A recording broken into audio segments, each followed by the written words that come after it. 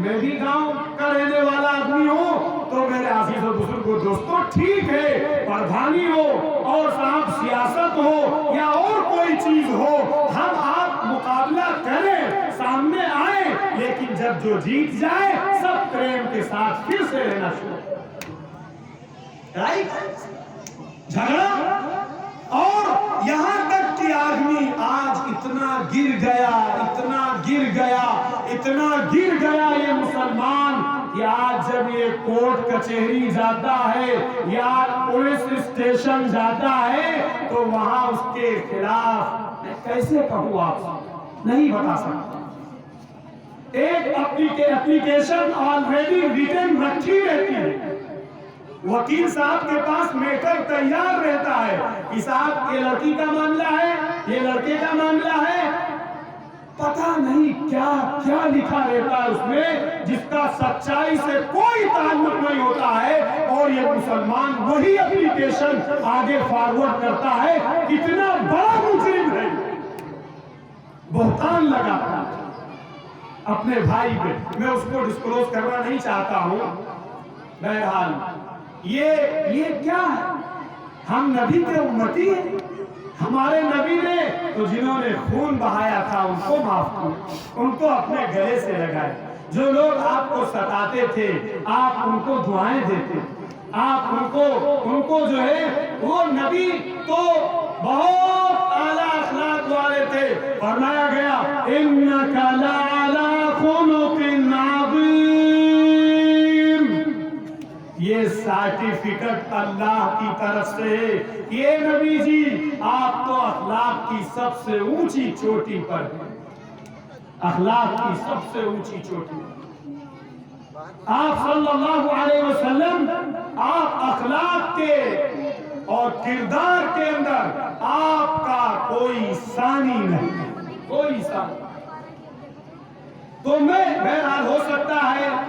ہماری آواز پورے گاؤں میں جا رہی ہے، اس لیے میں اور لوگوں سے بھی مخاطب ہوں جو اپنے اپنے گھروں پر بیٹھے ہیں، ان سے بھی میں ایڈریس ہوں، جو بھی ہمارے انسان ہیں میں سب سے مخاطب ہوں، وہ سب ہمارے بھائی ہیں، سب ہمارے بھائی، انسانی برادری کے ناطے ہم سب کے سب بھارت کے رہنے والے ایک دوسرے کے بھائی ہیں انسان ہونے کے ناطے، اس لیے کہ قرآن کہتا ہے اعوذ باللہ من الشیطان الرجیم، بسم اللہ الرحمن الرحیم، یا ایھا الناس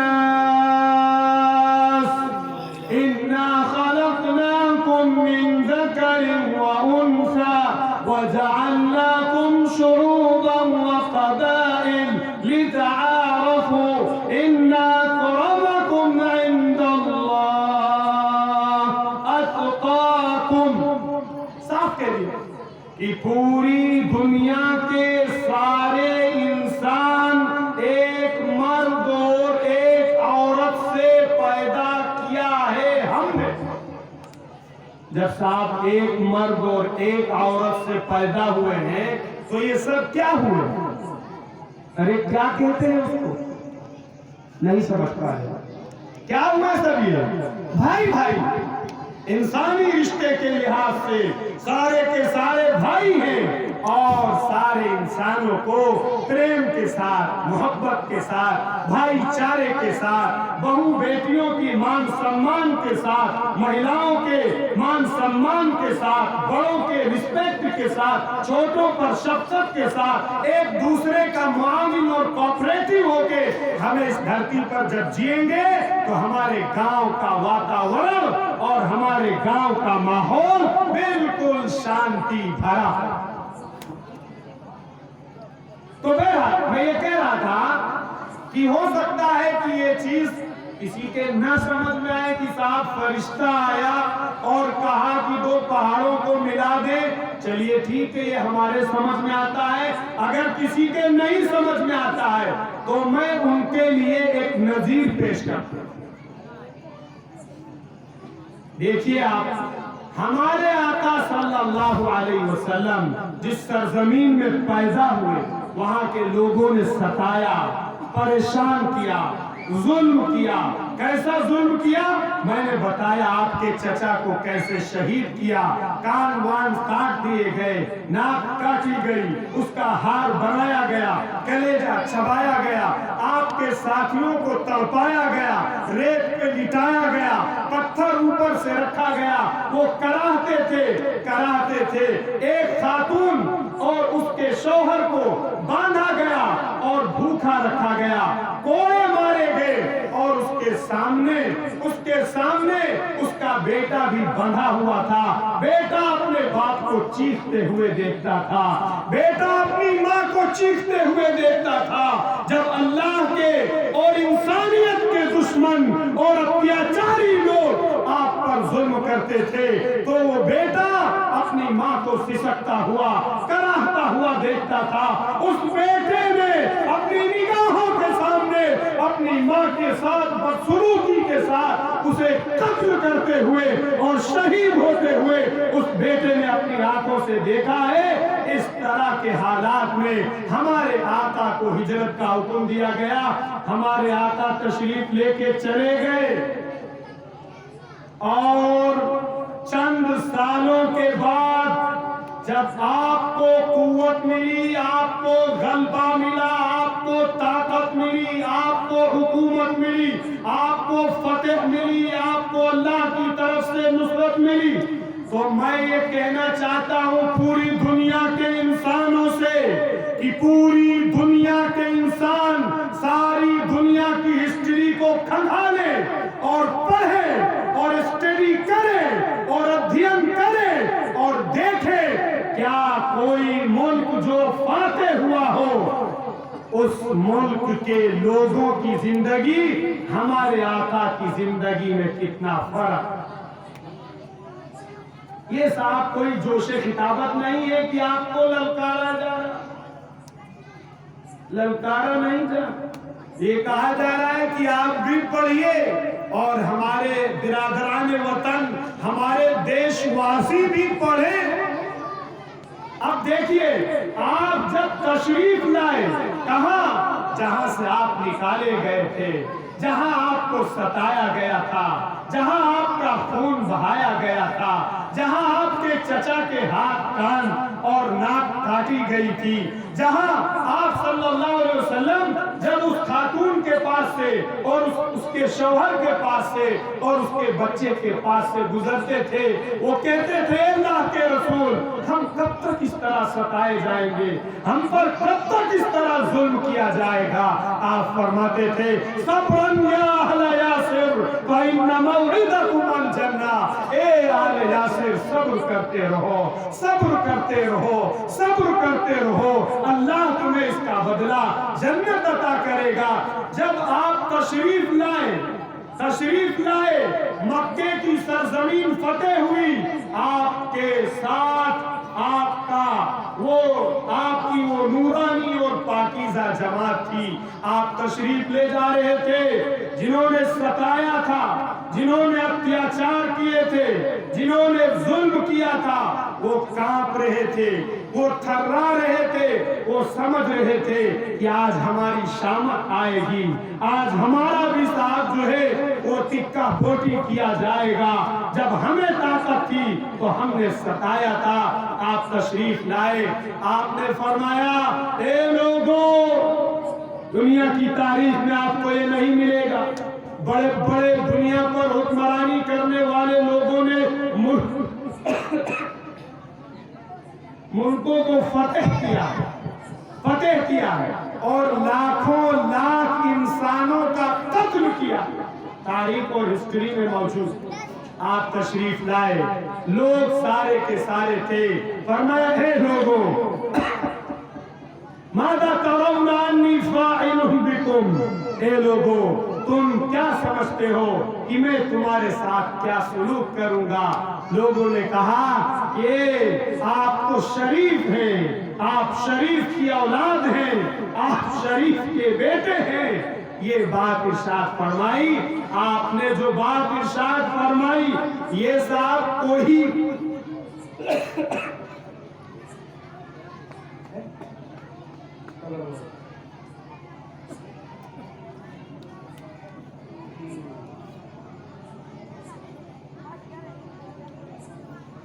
آپ نے یہ بات ارشاد فرمائی کہ لوگوں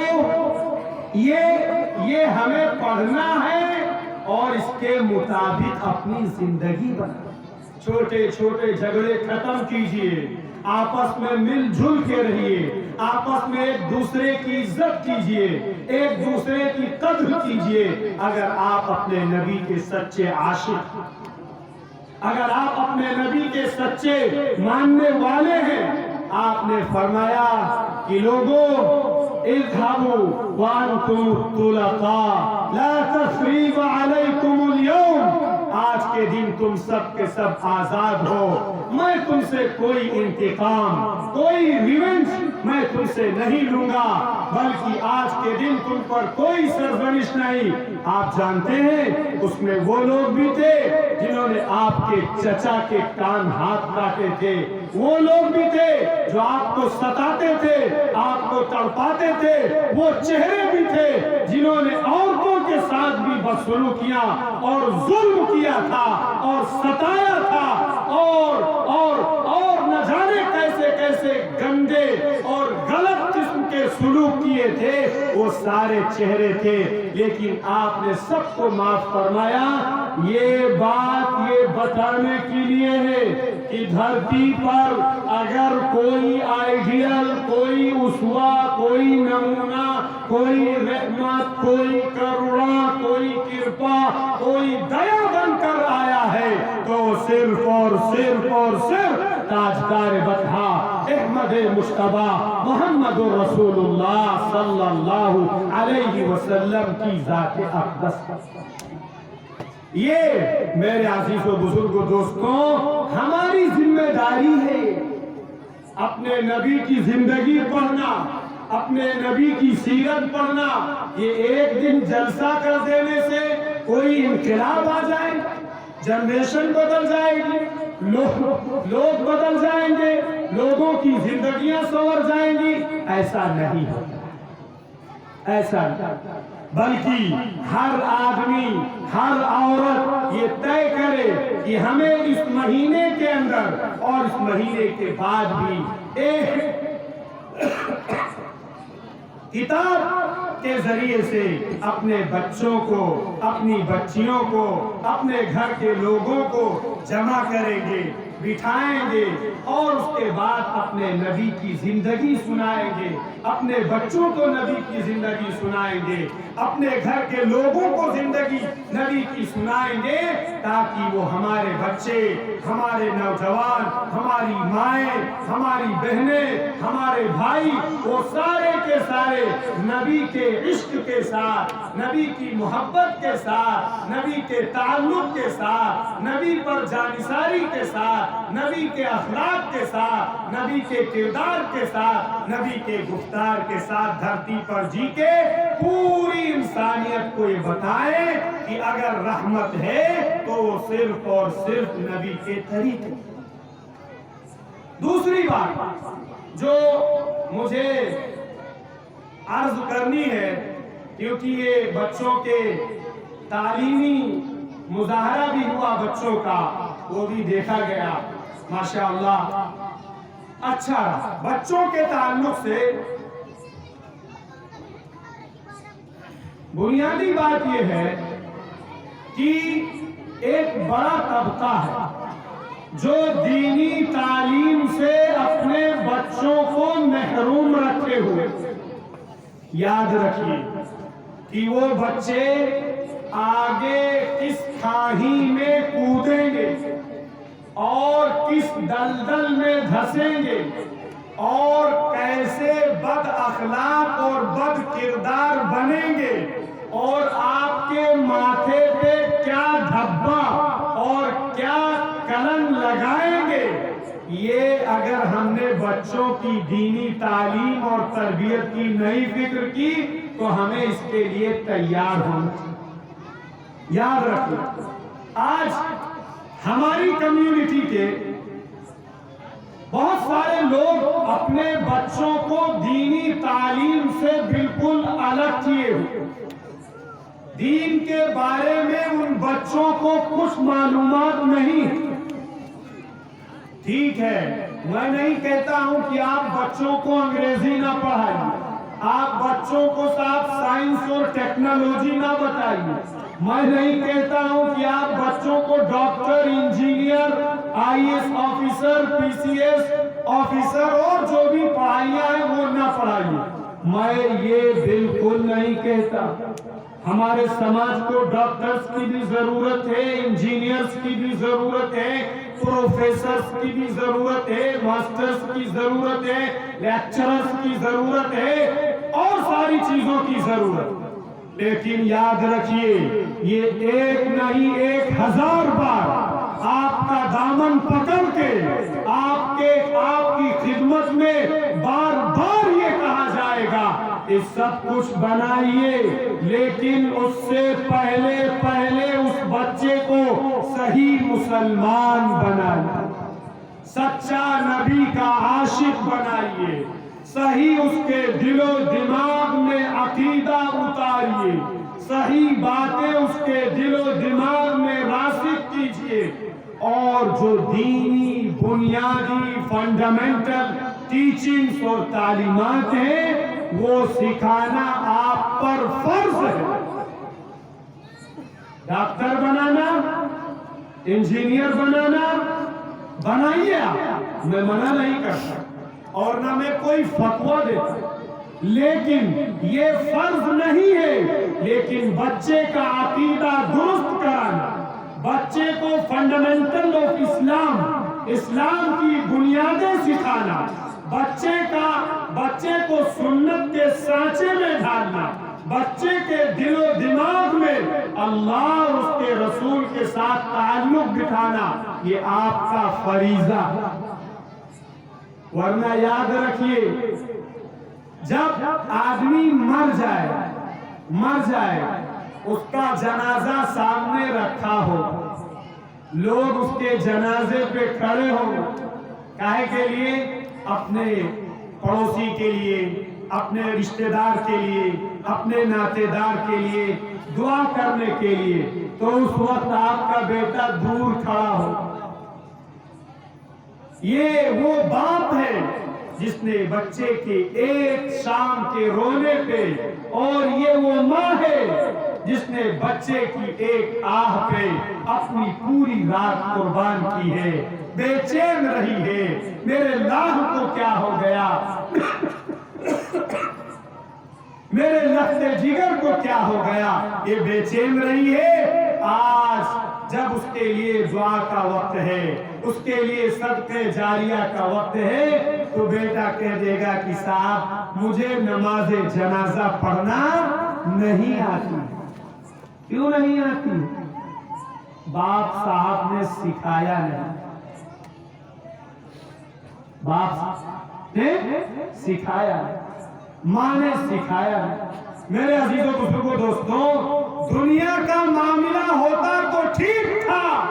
حساب باپ نے نہیں سکھایا، نماز جنازہ دوسرے لوگوں نے آ کے پڑھ لی اور دعائے مغفرت کر دی، اور بیٹا ادھر دور کھڑا رہا، اسے نہ پاکی معلوم ہے، نہ ناپاکی معلوم ہے، نہ شریعت معلوم ہے، نہ جنازے کی دعا یاد ہے، نہ ثنا یاد ہے، کچھ نہیں یاد ہے۔ دنیا میں اگر ہوتا تب بھی ٹھیک تھا، کل کو قیامت کے میدان میں جب سارے لوگ جمع ہوں گے اور اس کے ماں اور باپ بھی ہوں گے، دادا دادی، نانا نانی اور اوپر کے لوگ ہوں گے، تمام انبیاء اور اتقیاء اور شہداء اور بزرگان دین ہوں گے، ساری دنیا کا ٹھاٹھے مارتا ہوا پوری دنیا کے انسان اس اللہ کے سامنے پیشی ہوگی اور سوال و جواب کے لیے کھڑے ہوں گے۔ قرآن کہتا ہے کہ یہ بچہ اس وقت کیا تھا؟